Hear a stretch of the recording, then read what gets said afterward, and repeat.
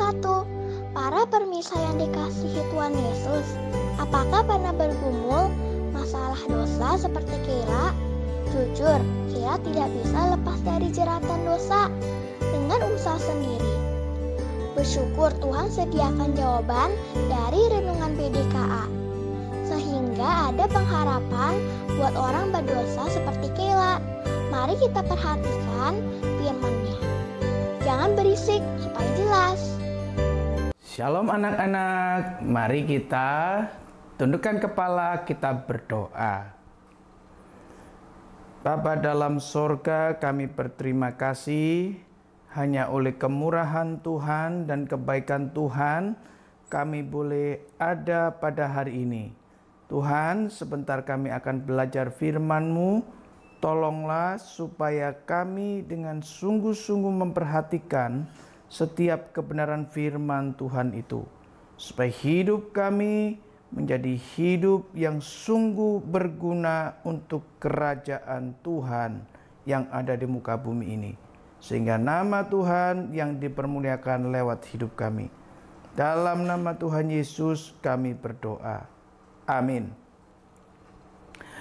Anak-anak sekalian, seperti yang telah kita ketahui bahwa ketika Allah menemui Yakub melalui mimpi yang ada di Betel, maka salah satu ucapan atau salah satu firman Tuhan kepada Yakub, Tuhan menjanjikan bahwa keturunan Yakub akan menjadi banyak seperti debu tanah. Nah, anak-anak sekalian, kita harus yakin bahwa janji Allah itu tidak pernah tidak ditepati. Nah, bagaimanakah cara Tuhan menepati janji tersebut? Maka di rumah Laban itulah nantinya Yakub akan memperoleh banyak anak-anak. Ini menunjukkan bahwa apa yang difirmankan oleh Tuhan itu menjadi kenyataan untuk Yakub. Anak-anak sekalian, ketika Yakub mendapatkan dua istri, yaitu Rahel dan Lea, itu bukan maunya Yakub loh ya. Yakub hanya mau Rahel. Tetapi akibat kelicikan dan kecurangan Laban pamannya, maka Yakub mendapatkan dua orang istri. Yakub lebih mencintai Rahel, tidak mencintai Lea. Tetapi Tuhan tidak membiarkan Lea menderita karena tidak dicintai oleh Yakub.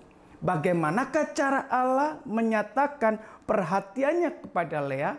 Maka Allah membuka kandungan Lea dan menutup kandungan Rahel.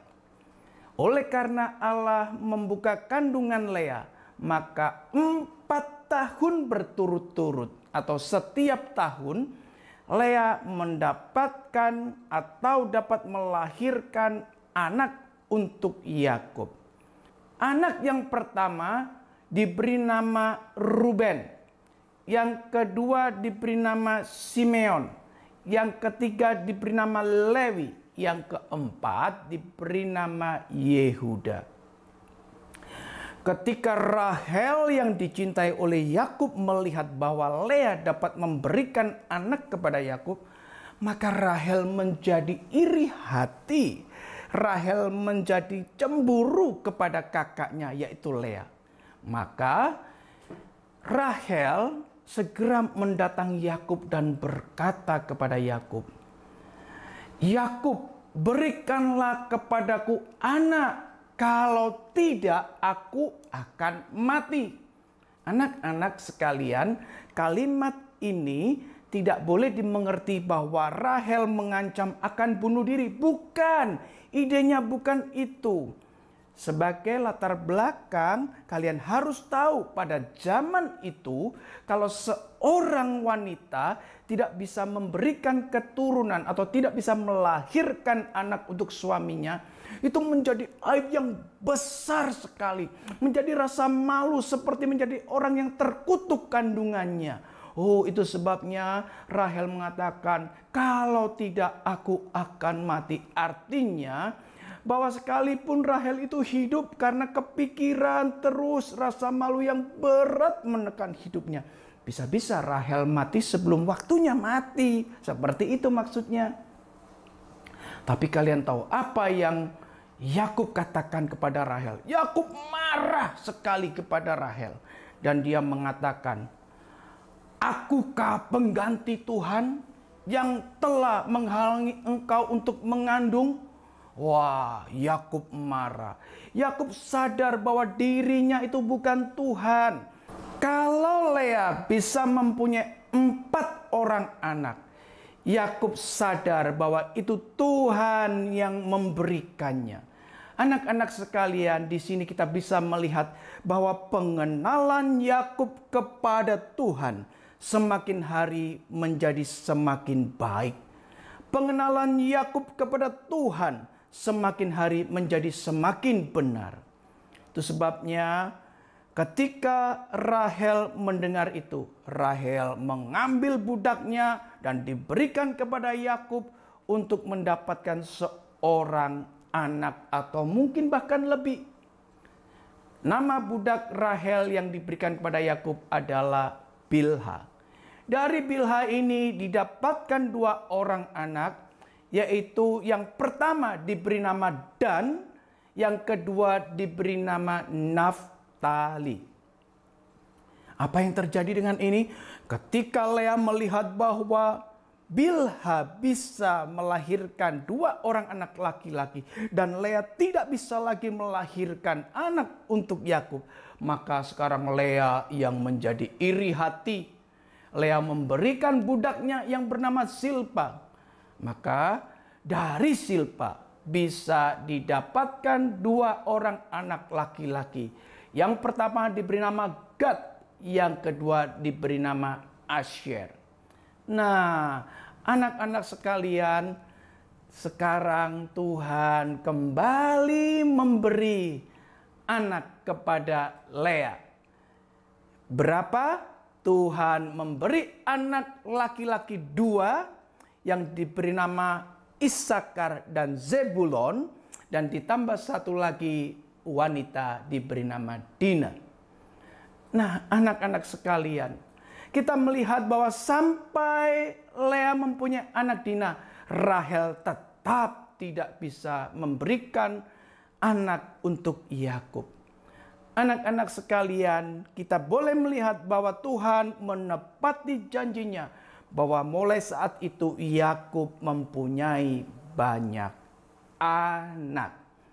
Nah, anak-anak sekalian, kita bisa melihat dari hari ini bahwa sekalipun rumah tangga Yakub, rumah tangga yang katakan cukup banyak perselisihan, banyak pertengkaran, banyak juga terjadi iri hati, cemburu, tetapi Tuhan bisa memakai kekurangan, kelemahan, kejahatan manusia untuk menggenapkan janjinya, yaitu bahwa keturunan Yakub akan menjadi banyak seperti debu tanah. Itu pelajaran yang pertama.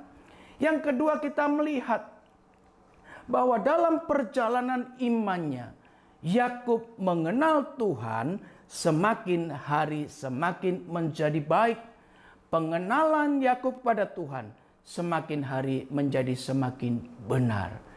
Hari ini kita dapat satu pelajaran yang indah, bahwa yang pertama sekali lagi, bahwa ketika manusia berbuat jahat, ketika manusia berbuat kecurangan, Tuhan bisa memakai kejahatan manusia, kecurangan manusia untuk menggenapkan janjinya.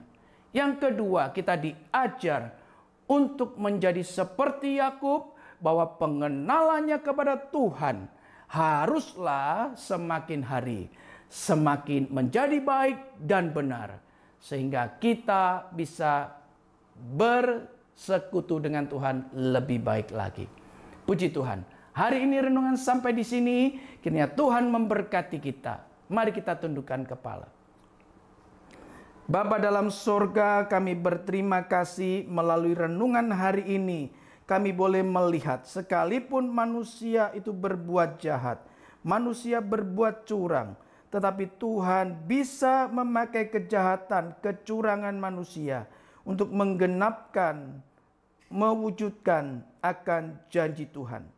Yang kedua, Tuhan mengajarkan kami untuk kami senantiasa mengenal Tuhan lebih hari lebih baik dan benar. Terima kasih Tuhan untuk firman-Mu, mampukan kami untuk melakukan setiap kebenaran firman-Mu. Dalam nama Tuhan Yesus kami berdoa. Amin. Puji Tuhan, Hila sudah tahu jawabannya. Cuma satu cara. Begini ceritanya. Jadi natur atau sifat dosa pada diri manusia itu tidak mungkin diselesaikan dengan perbuatan yang nampaknya saja baik. Terus bagaimana? Ternyata melalui kuasa penyucian oleh janji firman Tuhan, sebagaimana dialami oleh Yakub dan anak-anaknya, itulah kuasa yang dapat mengalahkan dosa. Sungguh ajaib bukan?